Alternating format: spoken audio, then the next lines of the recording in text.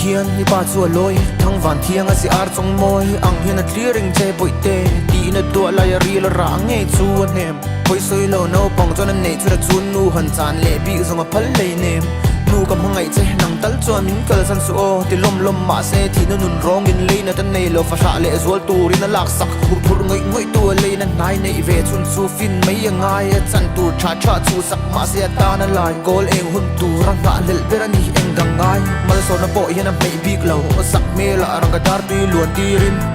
tu sak tu le ngi na tu li rin a bom ve thung a van we na te chu thu la khung balam chu a pan zela mana me che no pang kan mu thin ka tu na lo tling mel kan mu ta hi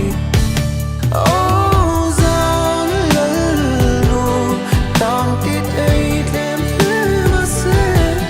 ei cha la ta ting kim ti go hom ti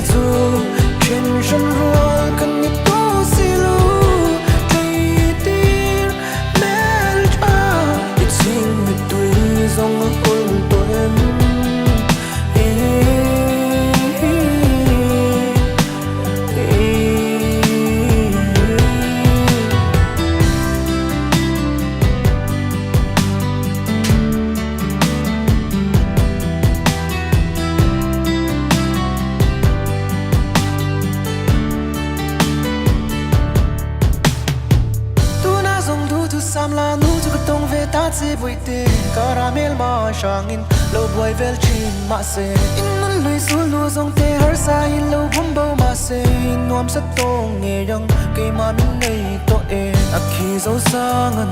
ka chuan pui nang se yang ngur nun ngai lo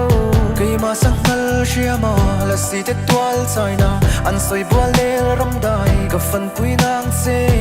suang